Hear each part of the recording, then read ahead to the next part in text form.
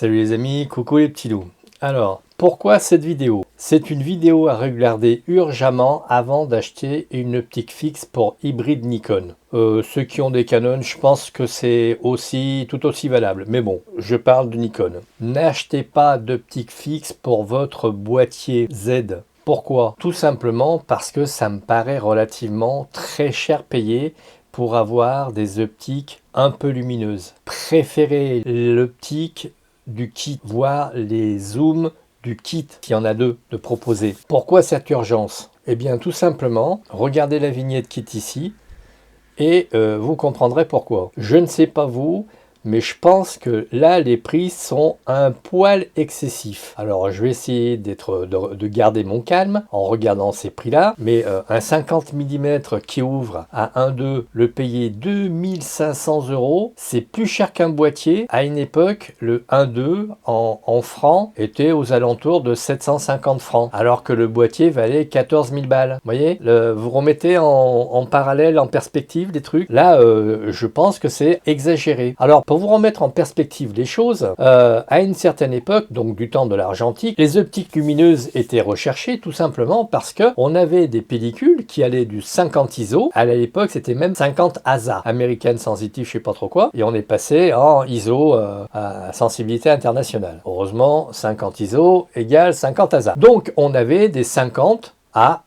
400 ISO, à tout péter. Et donc, pour faire certaines photos, c'est vrai qu'on était relativement très limité, d'autant que on ne voyait pas en temps réel le résultat, ce qui n'est pas le cas de nos hybrides actuels. Donc, pour contrebalancer ce manque de sensibilité et ce manque de rapidité pour la prise de vue, les Japonais, qui sont des gens pragmatiques, ont répondu à la demande. De même, on a demandé des automatismes de plus en plus poussés. Ils nous les ont offerts au fur et à mesure que la technologie le leur a permis. D'aucuns me diront « Ouais, mais bon, si Nikon le fait, c'est qu'il y a des raisons. » Bah ouais, la raison, c'est que à une certaine époque, on avait des optiques qui ouvraient à 1.2, 1.4, 1.8, 2 par exemple pour un 200 mm par exemple. Et oui, effectivement, ils nous les ont offerts à ce moment-là avec l'ère du numérique. Faut pas oublier qu'on a changé de système. On est en numérique. Donc les hybrides qui plus est, qui vous permettent de voir en temps réel ce qui se passe dans votre viseur, n'ont pas forcément besoin d'avoir des optiques hyper rapides. Je vous rappelle que dans plusieurs vidéos précédentes, je parle de profondeur de champ du style plus vous vous avancez et moins vous avez de profondeur de champ, et plus vous vous reculez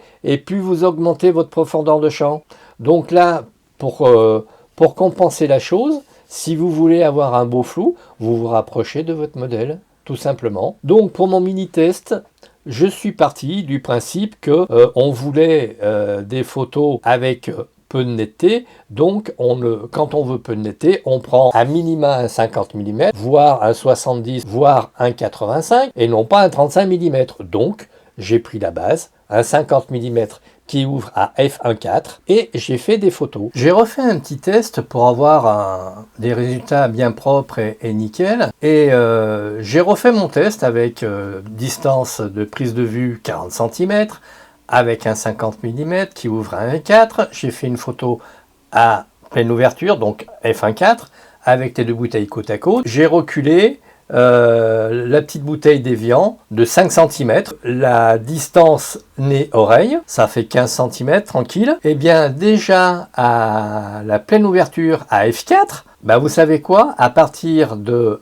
f1.4, quand on met la bouteille d'évian à 5 cm derrière la bouteille de limonade, effectivement elle est floue. À 1.4, à 1.8 également, à f4 aussi.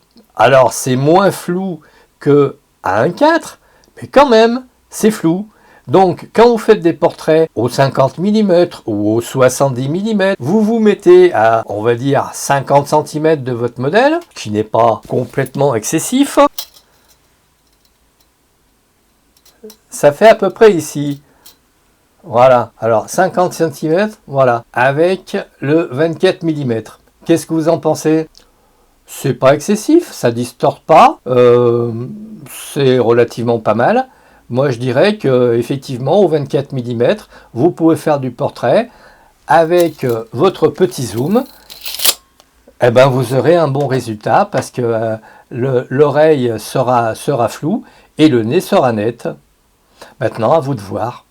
Je vous mettrai les diapos au fur et à mesure. Que conclure? En ce qui me concerne, dépenser 600 € pour avoir un 50 mm qui ouvre un 8, pour que le flou arrive plus vite, je trouve que c'est cher payé. Vous n'êtes pas un pro, vous n'êtes pas un pro de la publicité où les demandes sont très spécifiques, je vois pas l'intérêt. Je vous ferai une vidéo plus explicite concernant la profondeur de champ et comment augmenter ou diminuer sa profondeur de champ. Le zoom de base, par exemple pour le Z6, le 24-70 qui ouvre à 4, est tout à fait qualitatif. Il ouvre à f4 constant, donc il est polyvalent et homogène.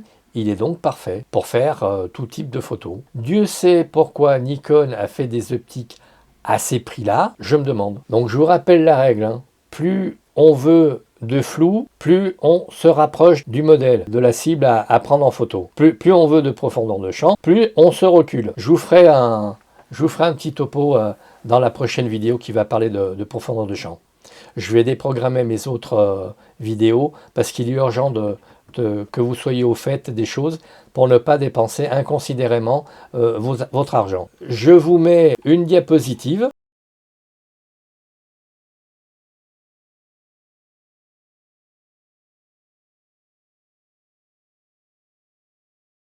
Bon, alors, vous en pensez quoi?